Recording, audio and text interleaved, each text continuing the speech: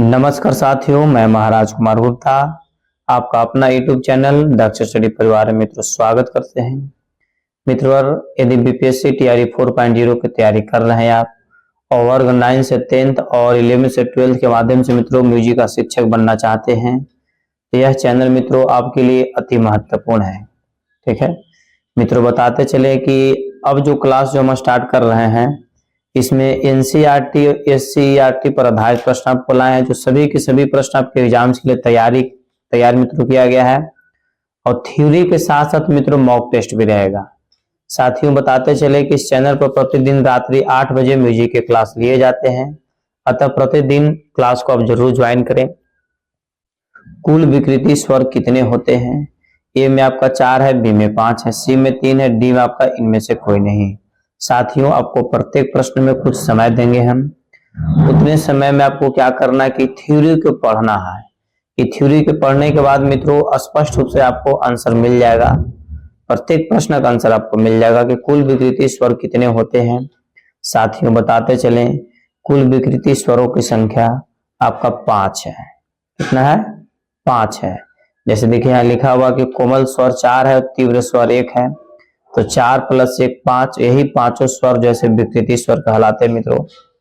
ठीक है, अब देखिए यहाँ पर आपको डिफिनेशन भी दे दिए कि विकृति स्वर वे होते हैं जो अपने निश्चित स्थान से ऊपर या नीचे की ओर गाए बजाए जाते हैं। उसे विकृति स्वर 2 प्रकार के होते हैं, पहला है आपका कोमल और दूसरा का है तीव्र।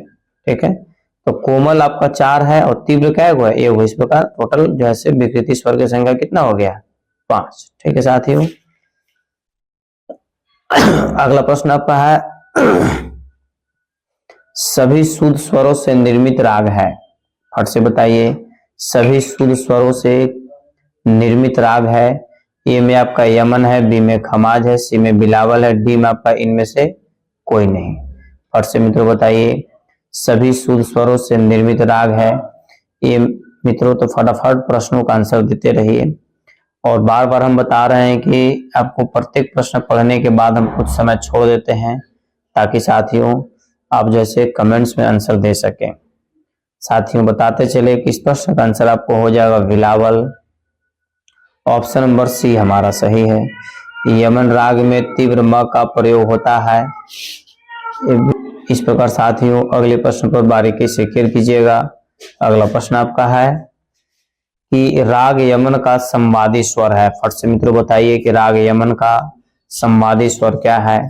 ए में आपका म है, बी में प है, सी में ध है, डी में आपका नी है। फट से बताइए कि राग यमन का जैसे संवादी स्वर क्या है। मित्रों, सभी प्रश्नों का थ्योरी आपको हम दे दिए हैं, बार बार बतला रहे, थ्योरी को पढ़िए आप और पढ़ने के बाद आप कोशिश कीजिए कि कमेंट्स में आंसर डालें, ताकि अब थ्योरी को यदि पढ़ते हैं और कमेंट्स में आंसर देना शुरू कर देते हैं तो मित्रों 100% आपको याद हो जाएगा। ठीक है, तो मित्रों यमन राग में ग जो है वादी है और नी क्या है? संवादी स्वर है।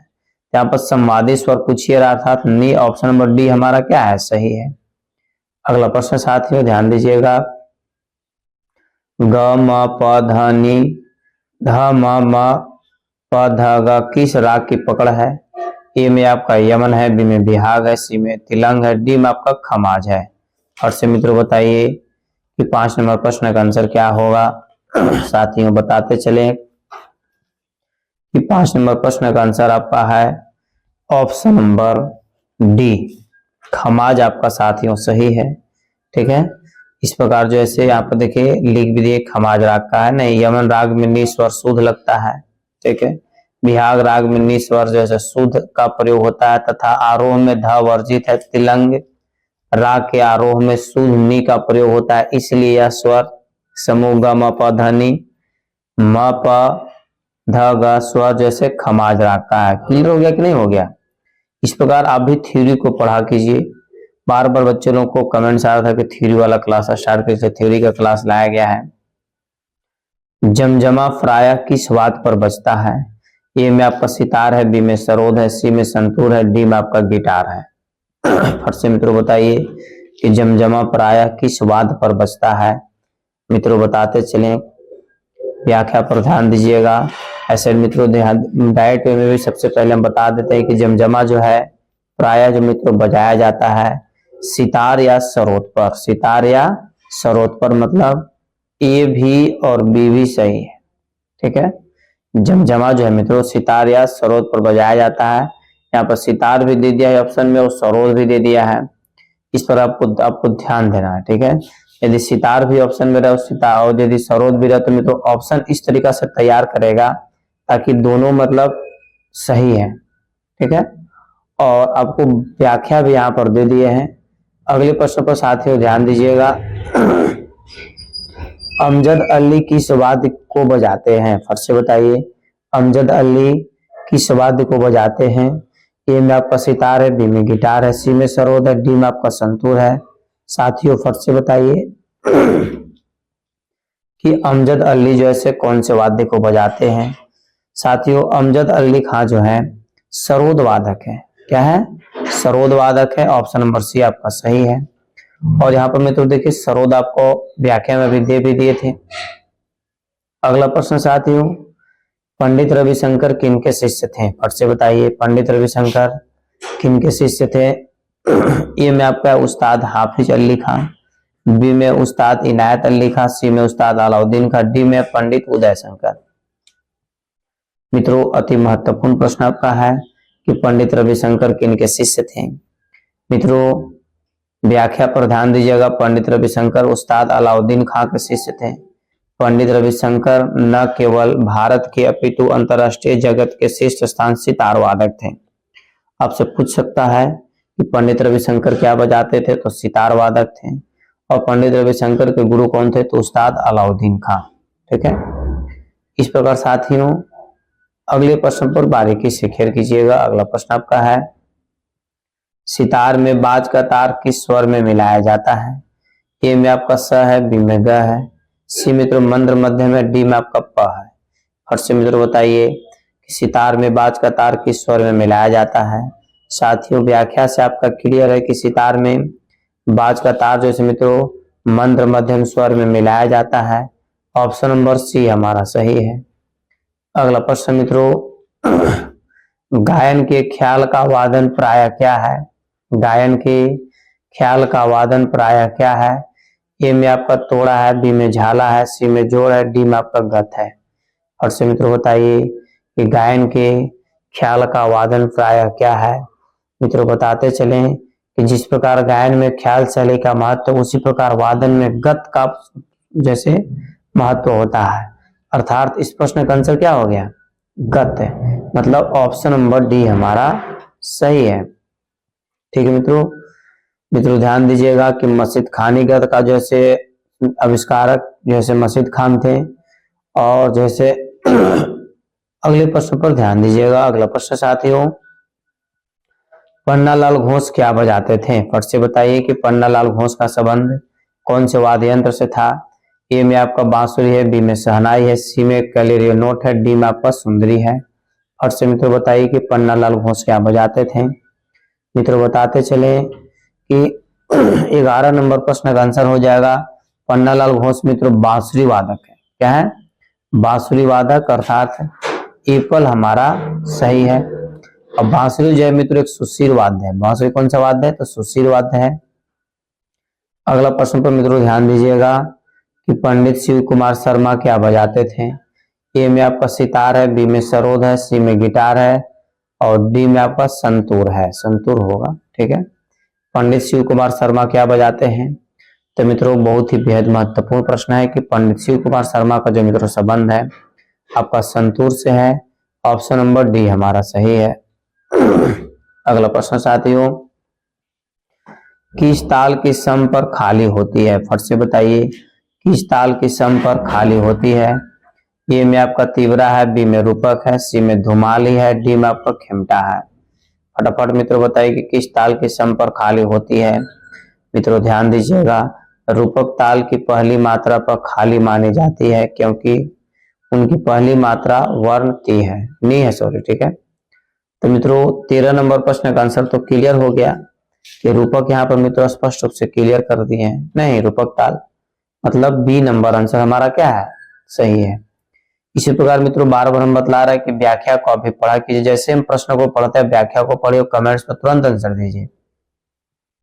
पर्ण किस वाद से संबंधित है? ए में आपका तबला है, बी में पखावज है, सी में नकारा है, डी में आपका चंग है। फट से मित्रों बताइए कि पर्ण किस वाद से संबंधित है। मित्रों बताते चले कि पर्ण का संबंध आपका जो है पखावज से है। नहीं, व्याख्या में देखिए क्लियर किया हुआ है कि पर्ण का संबंध किससे है, तो मित्रों व्याख्या से पखावज से है। उत्तर भारत में तबला आविष्कार के पहले पखावज वाद्य का प्रयोग किया जाता था, जिसमें पर्ण बजाई जाती थी। ठीक है, अगले प्रश्न पर मित्रों ध्यान दीजिएगा। यदि थ्योरी का यदि क्लास मित्रों बारीकी से आप कर लेते हैं, थ्योरी का क्लास मित्रों यदि आप परचेज कर लेते हैं, तो मित्रों 100% आपको बीपीएससी जैसे म्यूजिक टीचर बनने में आपको कोई नहीं बाधा आएगा, क्योंकि इसमें हम जैसे डिटेल्स थ्योरी आपको प्रोवाइड करवाएंगे जो आपको 100% आपके एग्जाम्स में काम आएंगे। ठीक है, बीना सारिका की बीना का नाम क्या है? तो बहुत ही महत्वपूर्ण प्रश्न है। बीना सारिका की बीना का नाम क्या है? ए में आपका रुद्र बीना है, बी में तंजौर बीना है, सी में आपका विचित्र बीना है, डी में आपका इनमें से कोई नहीं। फट से मित्रों बताइए कि बीना सारिका के बीना का नाम क्या है। तो मित्रों बताते चले कि 15 नंबर प्रश्न का आंसर हो जाएगा इनमें से कोई नहीं। ठीक है मित्रों, इसकी व्याख्या पर ध्यान दीजिएगा, क्लियर आपको कर देंगे। तो रुद्र बीना, तंजौर बीना और विचित्र बीना में सारिका होते हैं। ठीक है, रुद्र बीना, ठीक है, तंजौर बीना और विचित्र बीना में सारिका होते हैं। जबकि आप बिना सारिका के बीना का नाम क्या है, तो सब में तो इसमें सारिका लगा हुआ ही है। ठीक है, इसलिए इसका आंसर क्या होगा, इनमें से कोई नहीं है। इस प्रकार साथियों अगले प्रश्न पर बारीकी से केयर कीजिएगा। अगला प्रश्न आपका है, पंडित राम नारायण किस वाद्य के लिए प्रसिद्ध है? ए में आपका बीना है, बी में गिटार है, सी में सारंगी है, डी में आपका दिलरुबा है। और से मित्रों बताइए कि पंडित राम नारायण किस वाद्य के लिए प्रसिद्ध है। तो मित्रों पंडित राम नारायण सारंगी वाद्य के लिए प्रसिद्ध है। सारंगी एक तंत्र वाद्य है जिसमें गज से बजाया जाता है। तो मित्रों इसका आंसर क्या हो गया, ऑप्शन नंबर सी, सारंगी के लिए प्रसिद्ध है। अब मित्रों ध्यान दीजिएगा कि पंडित राम नारायण जो से सारंगी वाद्य को बजाते हैं। ठीक है, सारंगी जो है से कौन सा वाद्य है, एक तंत्र वाद्य है। और सारंगी किससे बजाया जाता है, तो गज से बजाया जाता है। नहीं, इस प्रकार मित्रों आपको बताते चले कि एक थ्योरी क्वेश्चन से बहुत सारे प्रश्नों का आंसर आपको मिलेगा। अगला प्रश्न आपका है, आड़ी लय किस भिन्न से प्रदर्शित होती है? ए में आपका 2/3 है, बी में 3/2 है, सी में आपका 3/4 है, डी में आपका 4/3 है। फट से मित्रों बताइए कि आड़ी लय किस भिन्न से प्रदर्शित होती है। मित्रों बताते चले कि 17 नंबर प्रश्न का आंसर आपका हो जाएगा आड़ी लय जैसे मित्रों 3/2, जिसको 1.5 गुना भी बोलते हैं। ठीक है, मतलब 3/2 कहने का मतलब है साथियों कि ऑप्शन नंबर बी हमारा क्या है, सही है। ठीक है, व्याख्या भी देखो, देखिए यहाँ पर क्लियर कर दिए हैं। अगला प्रश्न साथियों, तबले में फर्रुखाबाद किसके लिए प्रसिद्ध है? ए में आपका कायदा, बी में पेशकार, सी में गत, डी में आपका परण। मित्रों फट से बताइए कि तबले में फर्रुखाबाद किसके लिए प्रसिद्ध है। साथियों बताते चले कि तबले में फर्रुखाबाद जो है मित्रों गत के लिए प्रसिद्ध है। ऑप्शन नंबर सी हमारा क्या है, सही है। फर्रुखाबाद घराना गत के लिए प्रसिद्ध है। तबला में गत का महत्वपूर्ण स्थान है जो कि कायदा के बाद बजाया जाता है। ठीक है, अगला प्रश्न साथियों, तबले में संगत सम्राट की पदवी किनको प्राप्त थी? ए में आपका अहमद जौन थिरुकुआ, बी में करामतुल्लाह, सी में अल्लाह रखा खान, डी मित्रों हबीबुद्दीन साहब। ठीक है मित्रों फट से बताइए कि तबले में संगत सम्राट की पदवी किनको प्राप्त थी। साथियों बताते चलें कि इस प्रश्न का आंसर आपका हो जाएगा 19 नंबर प्रश्न का आंसर अहमद जौन थिरुकुआ। ऑप्शन नंबर ए पर हमारा सही है। व्याख्या पर ध्यान दीजिएगा, तबले में संगत सम्राट की पदवी जो है से अहमद जौन थिरुकुआ को प्राप्त है। आपने संगीत की शिक्षा मेरठ निवासी उस्ताद मुनीर खां से प्राप्त किया। पूछ सकता है कि अहमद जौन थिरुकुआ के गुरु कौन थे, तो मित्रों आप यहाँ से जैसे उस्ताद मुनीर खां टिक आउट कर सकते हैं या याद रख सकते हैं। ठीक है, इस प्रकार साथियों अगले प्रश्न पर ध्यान दीजिएगा। कंठे महाराज के शिष्य का नाम क्या था? फट से बताइए, कंठे महाराज के शिष्य का नाम क्या था? ए में आपका गुदई महाराज, बी में सुदई महाराज, सी में आपका किशन महाराज, डी में आपका विशन महाराज। फट से मित्रों बताइए, कंठे महाराज के शिष्य का नाम क्या था? मित्रों बताते चलें कि कंठे महाराज का शिष्य का नाम जो था, मित्रों व्याख्या से आपको क्लियर कर देते हैं। कंठे महाराज का शिष्य का नाम किशन महाराज था। क्या था? किशन महाराज। मतलब ऑप्शन नंबर सी क्या है? सही है। किशन महाराज बनारस बाज बजाते थे। आपका जन्म 3 सितंबर 1923 ईस्वी को कृष्ण जन्माष्टमी के दिन हुआ था। इसलिए मित्रों प्रत्येक वर्ष जो है किशन महाराज का जन्मदिन जो है कृष्ण जन्माष्टमी के दिन ही मनाया जाता है, चाहे कोई भी तारीख हो। इसे हम लोग जो जन्मदिन मनाते हैं अंग्रेजी डेट के अनुसार मनाते हैं, परंतु इनका जो जन्मदिन मनाया जाता है कृष्ण जन्माष्टमी के दिन मनाया जाता है, 3 सितंबर को नहीं। ठीक है। इस प्रकार साथियों अगले प्रश्न पर ध्यान दीजिएगा। नाना साहब पानसे किस वाद्य से संबंधित है? ए में आपका तबला है, बी में पखावज, सी में मृदंग है, डी में आपका घटम है। फट से मित्रों बताइए कि नाना साहब पानसे कौन से वाद्य बजाते थे? मित्रों बताते चलें कि नाना साहब पानसे पखावज वाद्य से संबंधित है। मतलब ऑप्शन नंबर बी हमारा क्या है? सही है। पखावज एक अवनद वाद्य है। ठीक है। पखावज कौन सा वाद्य है? तो अवनद वाद्य है। साथियों अगले प्रश्न पर ध्यान दीजिएगा। पागल दास क्या बजाते थे? ए में आपका तबला है, बी में पखावज है, सी में चंग है, डी में आपका उपंग है। और से मित्रों बताइए पागल दास क्या बजाते थे? मित्रों बताते चले कि पागल दास पखावज वाद्य बजाते थे। पागल दास का पूरा नाम स्वामी रामशंकर दास है। तो मित्रों पागल दास क्या बजाते थे? तो पखावज आपका क्लियर हो गया, ऑप्शन नंबर बी।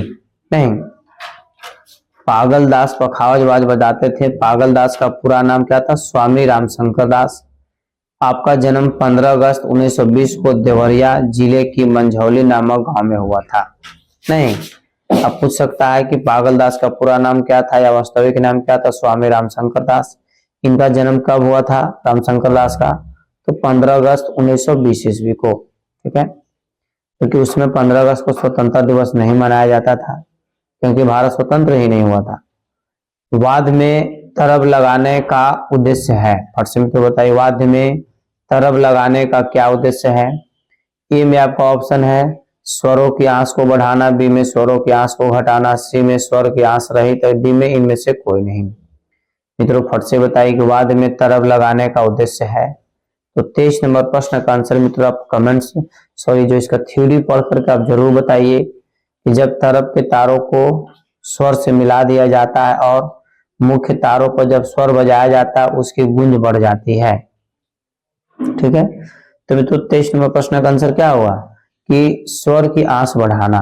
स्वर की आंच बढ़ाना ये पहला आंसर साथियों सही है। अगला प्रश्न आपका है चक्रदार तिहाई में समान मात्राओं के कितने बोल होते हैं? फट से मित्रों बताइए चक्रदार तिहाई में समान मात्राओं के कितने बोल होते हैं? ए में आपका 3 है, बी में 6 है, सी में 9 है, डी में आपका 12 है। और से साथियों बताइए चक्रदार तिहाई में समान मात्रा के कितने बोल होते हैं? मित्रों बताते चले कि 24 नंबर प्रश्न का आंसर आपको कम जैसे व्याख्या से जैसे मित्रों स्पष्ट रूप से क्लियर हो जा रहा है कि चक्रदार तिहाई अर्थात किसी बोल समूह को धा सहित 9 बार उसे 9 बार बजाया जाता है। ठीक है। चक्रदार तिहाई में समान मात्रा के 9 बोल होते हैं। मतलब ऑप्शन नंबर सी क्या है? सही है। इस प्रकार साथियों अगले प्रश्न पर ध्यान दीजिएगा। रेला किस वाद्य से संबंधित है? ए में आपका मित्र तबला है, बी में मृदंग है, सी में घटम है, डी में आपका खंजरी है। और से मित्रों बताइए कि रेला किस वाद्य से संबंधित है? मित्रों बताते चले कि 25 नंबर प्रश्न का आंसर आपको हो जाएगा तबला से। रेला किससे संबंधित है? तबला से। साथियों व्याख्या पर ध्यान दीजिएगा। रेला तबला में बजाया जाता है क्योंकि मृदंग में पंडार बजाया जाता है। ठीक है। इस प्रकार साथियों अगले प्रश्न पर ध्यान दीजिएगा। ढाई की तिहाई को क्या कहते हैं? फट से बताइए ढाई की तिहाई को क्या कहते हैं? ए में आपका मित्रों ऑप्शन है चक्रदार परन, बी में चक्रदार टुकड़ा, सी में चक्रदार तिहाई, डी में आपका इनमें से कोई नहीं। मित्रों फट से बताइए कि ढाई की तिहाई को क्या कहते हैं? तो मित्रों 26 नंबर प्रश्न का हो जाएगा आंसर इनमें से कोई नहीं, ऑप्शन नंबर डी हमारा सही है। अगला प्रश्न साथियों ध्यान दीजिएगा, बारीकी से क्लियर कीजिएगा। जोड़ आलाप कहाँ बजाया जाता है? ए में आपका आलाप से पहले, बी में आलाप के बाद, सी में झाले के बाद, डी मित्रों इनमें से कोई नहीं। मित्रों बताते चले कि जोड़ आलाप कहाँ बजाया जाता है, तो 27 नंबर प्रश्न का आंसर हो जाएगा ऑप्शन नंबर बी, आलाप के बाद। ठीक है, जोड़ आलाप आलाप के बाद बजाया जाता है, ऑप्शन नंबर बी हमारा मित्रों सही है। इस प्रकार साथियों अगले प्रश्न पर ध्यान दीजिएगा, बारीकी से क्लियर कीजिएगा। पंडित बलराम पाठक क्या बजाते थे? ए में आपका सितार है, बी में सरोद है, सी में गिटार है, डी में आपका दिलरुबा है। मित्रों फट से बताइए कि पंडित बलराम पाठक मित्रों क्या बजाते हैं, क्या बजाते थे? तो मित्रों 28 नंबर प्रश्न का आंसर ध्यान दीजिएगा, पंडित बलराम पाठक का संबंध मित्रों सितार से था, ऑप्शन नंबर ए पर क्या है सही। यहाँ पर देखिए क्लियर भी कर दिया गया है कि पंडित बलराम पाठक सितार बजाते थे। सितार कैसा वाद्य है? तो तंत्रवाद्य है। नहीं, सितार कैसा वाद्य है? तंत्रवाद्य है। और सितार को जो मित्रों बजाया जाता है मिजराब से बजाया जाता है। किससे बजाया जाता है? मिजराब से। आपको याद रखना है कि सितार को बजाने के लिए किसका प्रयोग करते हैं? तो मिजराब का प्रयोग करते हैं। इस प्रकार साथियों अगले प्रश्न पर ध्यान दीजिएगा। अगला प्रश्न आपका है, शरण रानी क्या बजाती थी? ए में आपका सितार है, बी में सरोद है, सी में गिटार है, डी में आपका बीना है। फट से मित्रों बताइए कि शरण रानी क्या बजाती थी? मित्रों फटाफट कमेंट्स में आंसर दीजिए कि शरण रानी का संबंध कौन से वाद्य यंत्र से था? तो मित्रों शरण रानी जो मित्रों सरोद बजाती है, ऑप्शन नंबर बी आपका सही है। व्याख्या से मित्रों क्लियर हो गया कि शरण रानी सरोद वाद्य बजाती थी। आपने सरोद की शिक्षा जो से उस्ताद अलाउद्दीन खां से प्राप्त की, अली अकबर खां से प्राप्त की थी तथा सरोद एक तंत्र वाद्य है। सरोद कैसा वाद्य है? तो तंत्र वाद्य है। साथियों अगले प्रश्न पर ध्यान दीजिएगा, धा ती नाड़ा किस वाद्य का बोल है? ए में आपका तबला है, बी में पखावज है, सी में नकार है, डी में आपका डफ है। फट से मित्रों बताइए कि धा ती नाड़ा किस वाद्य का बोल है? तो मित्रों 30 नंबर प्रश्न का आंसर आपका हो जाएगा नकार का, ऑप्शन नंबर सी हमारा सही है। ठीक है, नकारा मतलब नहीं। इस प्रकार साथियों अगले प्रश्न पर ध्यान दीजिएगा। अगला प्रश्न आपका है कि बीजी जोग क्या बजाते थे? मित्रों ए में आपका सितार है, बी में सरोद है, सी में सारंगी है, डी में आपका वायलिन है। और से मित्रों बताइए कि बीजी जोग क्या बजाते थे? मित्रों फटाफट कमेंट्स में आंसर दीजिए कि बीजी जोग का संबंध कौन से वाद्य यंत्र से है? तो मित्रों बीजी जोग का जो संबंध है वायलिन से है, ऑप्शन नंबर डी हमारा क्या है सही है। इस प्रकार साथियों अगले प्रश्न पर बारीकी से क्लियर कीजिएगा, सूर श्रृंगार संसद कहाँ स्थित है? ए में आपका दिल्ली में, बी में कोलकाता, सी में चेन्नई है, डी में आपका मुंबई है। फटाफट मित्रों बताइए कि सूर श्रृंगार संसद कहाँ स्थित है? तो मित्रों बताते चले कि 32 नंबर प्रश्न का आंसर हो जाएगा सूर श्रृंगार का जो मित्रों स्थित है आपका मुंबई में है, ऑप्शन नंबर डी हमारा सही है। मित्रों ध्यान दीजिएगा सूर श्रृंगार संसद मुंबई में स्थित है। ठीक है, इस प्रकार साथियों अगले प्रश्न पर ध्यान दीजिएगा, राजा मानसिंह तोमर संगीत विश्वविद्यालय कहाँ स्थापित हुआ? ए में आपका भोपाल है, बी में इंदौर है, सी में उज्जैन है, डी में आपका ग्वालियर है। फट से मित्रों बताइए कि राजा मानसिंह तोमर संगीत विश्वविद्यालय कहाँ स्थापित हुआ है? तो मित्रों बहुत ही महत्वपूर्ण प्रश्न, 33 नंबर प्रश्न का आंसर आपका हो जाएगा ऑप्शन नंबर डी, ग्वालियर में स्थित है। मित्रों फट से बताइएगा। और यहाँ देखिए व्याख्या में भी क्लियर भी कर दी कि राजा मानसिंह तोमर संगीत विश्वविद्यालय मित्रों ग्वालियर में स्थापित है, और इसका स्थापना भी जो किए थे राजा मानसिंह ही किए थे। ठीक है, अगला प्रश्न है, संगीत में किनका समावेश माना जाता है? मित्रों फटाफट बताइए कि संगीत में किनका समावेश माना जाता है? मित्रों संगीत में जो समावेश जो माना जाता है गीत, वाद्य और नृत्य तीनों को। तो गीत, वाद्य और नृत्य ऑप्शन नंबर एपल मित्रों आपका क्लियर है। ठीक है, मतलब 34 नंबर प्रश्न का एपल आंसर हमारा क्या है सही है। अगले प्रश्न पर मित्रों ध्यान दीजिएगा, जो स्वर राग में नहीं प्रयुक्त होता है उन्हें क्या कहते हैं? मित्रों बहुत ही बेहद महत्वपूर्ण प्रश्न है, वादी, संवादी, विवादी या अनुवादी। मित्रों व्याख्या से आपका क्लियर यहाँ पर हो गया है कि जो स्वर राग में प्रयुक्त नहीं होते हैं उन्हें क्या कहते हैं, तो विवादी बोला जाता है। मतलब ऑप्शन नंबर सी हमारा क्या है, सही है। अगले प्रश्न पर साथियों ध्यान दीजिएगा। उत्तर भारतीय संगीत में थाटों की कुल संख्या कितनी है?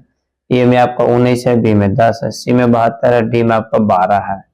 मित्रों फट से बताइए कि उत्तर भारतीय संगीत में थाटों की कुल संख्या कितनी है। तो मित्रों बताते चलें कि उत्तर भारत में जैसे मित्रों थाटों की कुल जो संख्या है, मित्रों व्याख्या में आपको यहाँ पर एकदम 100% हम क्लियर कर दिए नहीं कि उत्तर भारत में थाटों की कुल संख्या कितनी है। तो मित्रों 36 नंबर प्रश्न का आंसर आपको हो जाएगा, उत्तर भारत में थाटों की कुल संख्या है मित्रों ऑप्शन नंबर बी हमारा सही है कि उत्तर भारत में थाटों की कुल संख्या कितनी है, तो 10 है नहीं। और दक्षिण भारत में यदि यही पूछ देगा तो 19 टिक और करना पड़ेगा। ठीक है, ये आपको क्लियर रखना है कि दक्षिणी भारत में जैसे 19 है और उत्तर भारत में कितना है, तो 10 है। ठीक है, इस प्रकार साथियों 37 नंबर प्रश्न पर ध्यान दीजिएगा। किस वेद को संगीत का आधार माना जाता है? मित्रों बहुत बार यह प्रश्न जैसे एग्जाम में पूछा हुआ है। यदि आप इस प्रश्न का आंसर नहीं देते हैं मित्रों तो बहुत ही दुख की बात है, क्योंकि बहुत ही महत्वपूर्ण प्रश्न है, बहुत बार मित्रों एग्जाम में पूछा हुआ है। सामवेद, अथर्ववेद, ऋग्वेद या गंधर्ववेद। ठीक है, किस वेद को संगीत का आधार माना जाता है? तो मित्रों 37 नंबर प्रश्न का आंसर आपका हो जाएगा ऑप्शन नंबर ए पर सामवेद मित्रों सही है। अगले प्रश्न पर ध्यान दीजिएगा। भरत ने ग्राम की संख्या मानी है, ए में 2 है, बी में 3 है, सी में 5 है, डी में आपका 7 है। और से बताइएगा कि भरत साहब ने ग्राम की संख्या कुल कितनी मानी है। तो मित्रों 38 नंबर प्रश्न का आंसर हो जाएगा, भरत साहब ने ग्राम की संख्या 2 मानी है। मतलब ऑप्शन नंबर ए पर क्या है, सही है। पहला सरल ग्राम, दूसरा का मध्यम ग्राम। ठीक है, गंधार ग्राम को मित्रों इन्होंने इग्नोर कर दिया था, मतलब लोप कर दिया है। ठीक है, इस प्रकार साथियों अगले प्रश्न पर ध्यान दीजिएगा। अगला प्रश्न आपका है, राग गायन का विकास किससे हुआ? ए में आपका प्रबंध से, बी में जाति से, सी में मूर्छना से, डी में आपका ग्राम से। और से मित्रों बताइए कि राग गायन का विकास किससे हुआ। तो मित्रों 39 नंबर प्रश्न का आंसर आपका हो जाएगा, राग गायन का जो मित्रों विकास हुआ है। तो मित्रों इस प्रश्न का आंसर हो जाएगा राग गायन का विकास जिसमें तो जाति से हुआ है। ऑप्शन नंबर बी हमारा क्या है, सही है। भरत काल में जाति गायन प्रचलित था, मतंग काल में राग गायन का विकास हुआ। ठीक है, जाति गायन के स्थान पर राग गायन का विकास हुआ भरत काल में। ठीक है, इस प्रकार मित्रों अगले प्रश्न पर ध्यान दीजिएगा कि जब किसी राग के आरोह में 5 तथा अवरोह में 7 स्वर का प्रयोग किया जाता है तो इसकी जाति बनती है। ये में मित्रों जैसे ऑडो ऑडो, बी में साडो ऑडो, सी में संपूर्ण ऑडो, डी में ऑडो संपूर्ण है। मित्रों देखिए यहाँ पर क्लियर कर दिया है कि आरोह में 7। ठीक है, जब किसी राग के आरोह में 5 और 7। ठीक है, आरोह में 5 और अवरोह में यदि 7 रहेगा तो 5 जो मित्रों है ऑडो का है और 7 जो है संपूर्ण का है। तो मित्रों इससे आपको क्लियर हो जाना चाहिए कि इसका आंसर क्या होगा, आडो और संपूर्ण। तो आडो और संपूर्ण ऑप्शन नंबर डी हमारा क्या है, सही है नहीं। इस प्रकार साथियों अगले प्रश्न पर ध्यान दीजिएगा। ध्वनि किस प्रक्रिया से उत्पादित होती है? फट से मित्रों बताइए कि ध्वनि किस प्रक्रिया से उत्पादित होती है। मित्रों बताते चले कि 41 नंबर प्रश्न का आंसर आपका हो जाएगा ऑप्शन नंबर बी कंपन या आंदोलन से। ठीक है, मित्रों यहाँ पर क्लियर भी होगा कि ध्वनि कंपन या आंदोलन क्रिया से उत्पादित होती है। इस क्रिया को तारता का सिद्धांत कहते हैं नहीं। अगला प्रश्न पर मित्रों ध्यान दीजिएगा। ख्याल किस वाद्य का शब्द है, सॉरी ख्याल किस भाषा का शब्द है? ए में आपका हिंदी है, बी में उर्दू है, सी में अरबी है, डी में आपका फारसी है। और से साथियों बताइए कि ख्याल किस भाषा का शब्द है। मित्रों 42 नंबर प्रश्न का व्याख्या पर ध्यान दीजिएगा। ख्याल एक फारसी भाषा का शब्द है। मित्रों बहुत बार ये प्रश्न एग्जाम में पूछा हुआ है कि ख्याल किस भाषा का शब्द है, तो फारसी भाषा का शब्द है। ऑप्शन नंबर डी हमारा सही है। ख्याल के गीतों में श्रृंगार रस का प्रयोग अधिक पाया जाता है। ख्याल 2 प्रकार के होते हैं। एग्जाम में मित्रों पूछा हुआ प्रश्न है कि ख्याल कितने प्रकार के होते हैं, तो 2 प्रकार के होते हैं नहीं। पहला आपका विलंबित ख्याल और दूसरा का द्रुत ख्याल।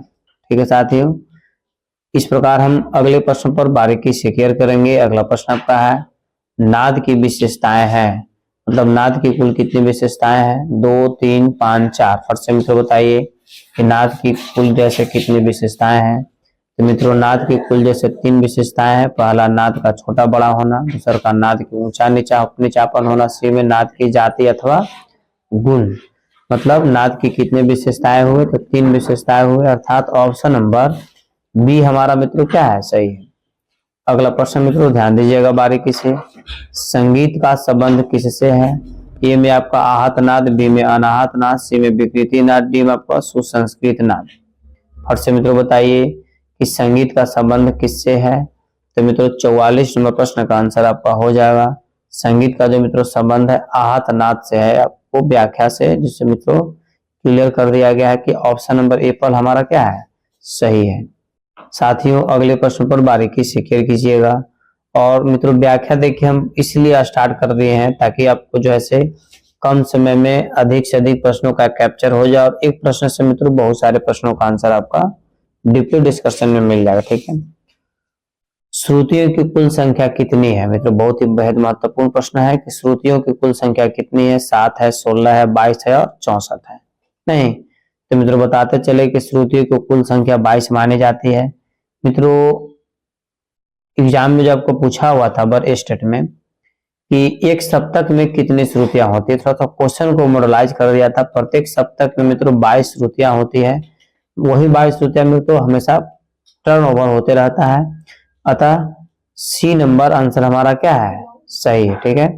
श्रुतियों की संख्या 22 मानी जाती है। इन्हीं 22 श्रुतियों पर 7 शुद्ध स्वर तथा 4 जैसे कोमल और 1 जैसे मित्रों तीव्र स्वर की स्थापना हुई है। अगले प्रश्न पर मित्रों ध्यान दीजिएगा। मध्यम ग्राम में पंचम स्वर किस श्रुति पर अवस्थित है? ए में आपका 13 है, बी में 16 है, सी में 17 है, डी में आपका 20 है। और से मित्रों बताइए कि मध्यम ग्राम में पंचम स्वर किस श्रुति पर अवस्थित है? तो मित्रों बताते चले कि मध्यम ग्राम में पंचम स्वर जैसे 16वीं श्रुति पर मित्रों स्थापित है। ऑप्शन नंबर बी हमारा क्या है? सही है। अगला प्रश्न साथियों, किस वाद्य में सारिका मतलब पर्दों का प्रयोग होता है? तानपुरा, तबला, सितार या सारंगी? फट से मित्रों बताइए कि किस वाद्य में सारिका का प्रयोग होता है? तो मित्रों 47 नंबर प्रश्न का आंसर हो जाएगा सितार वाद्य में सारिका का प्रयोग होता है। That means option number C हमारा साथियों क्या है? सही है। ठीक है। सितार वाद्य में सारिका मतलब पर्दों का प्रयोग होता है।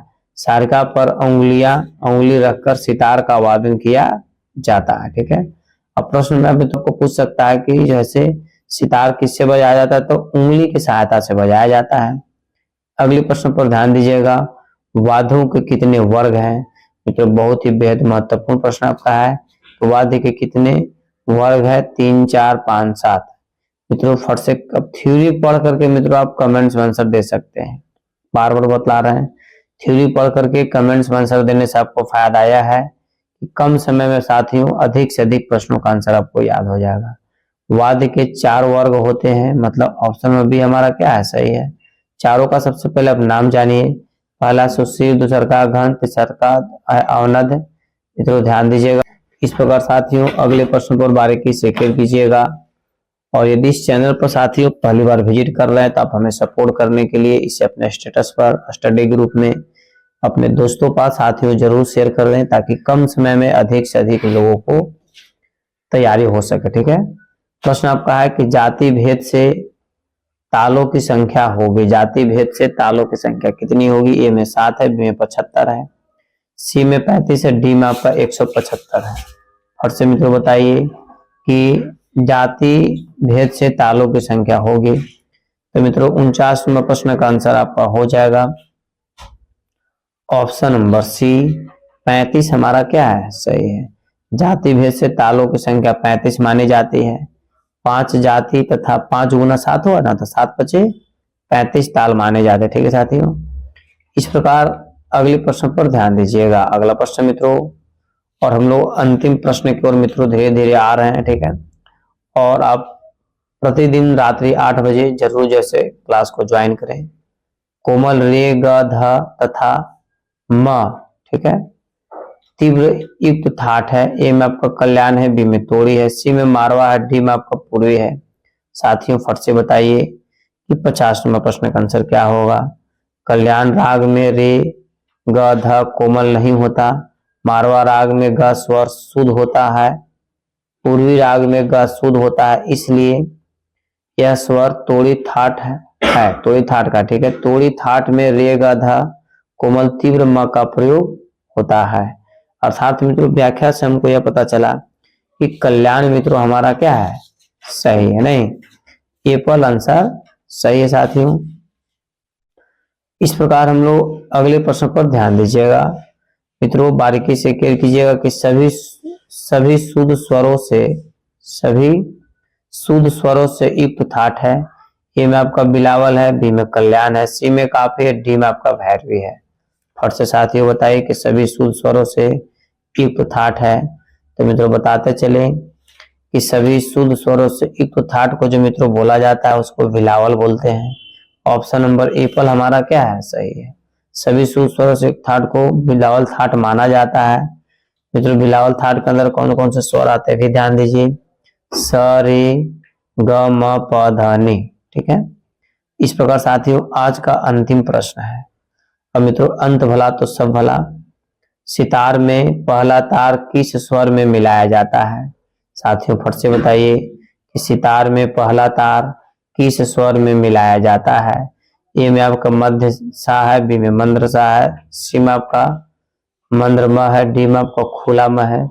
साथियों व्याख्या पर ध्यान दीजिएगा कि सितार में पहला तार मंद्र म स्वर में मिलाया जाता है, अर्थात ऑप्शन नंबर सी हमारा साथियों क्या है, सही है। ठीक है, इस प्रकार साथियों यदि इस चैनल पर पहली बार मित्रों विजिट कर रहे हैं तो चैनल को सब्सक्राइब कीजिए, लाइक कीजिए, शेयर कीजिए, कमेंट्स कीजिए और प्रत्येक प्रश्नों का आंसर मित्रों कमेंट्स में आंसर जरूर दिया कीजिए। एक बार पुनः ध्यान दीजिएगा, यदि इस चैनल पर साथियों पहली बार विजिट कर रहे हैं तो चैनल को सब्सक्राइब कर लें और अपने स्टडी ग्रुप में मित्रों जरूर शेयर करें। यदि मित्रों स्टेट क्वालिफाई होना चाहते हैं, बीपीएससी की मित्रों तैयारी करना चाहते हैं, डीएसएसबी, नेट, केवीएस या ईएमआरएस या फिर मित्रों किसी भी मित्रों जनरल कंपटीशन के माध्यम से आप जैसे सरकारी नौकरी की तैयारी करना चाहते हैं साथियों, तो यह चैनल आपके लिए अति हेल्पफुल है। मित्रों इस चैनल को अधिक से अधिक अपने स्टडी ग्रुप में शेयर करें ताकि सभी के पास मित्रों जैसे सभी को सहायता मिल सके। मित्रों पीडीएफ और संपूर्ण कोर्स लेने के लिए इस नंबर के माध्यम से आप हमसे व्हाट्सएप से या बाय द कॉल मित्रों कंसल्ट करें, संपर्क करें। मित्रों बहुत कम समय में आपको जैसे सारा सुविधा आपको प्रोवाइड करवा दिया जाएगा। तब तक के लिए साथियों स्वस्थ रहिए, मस्त रहिए और एक बार प्रेम से बोलिए भारत माता की जय।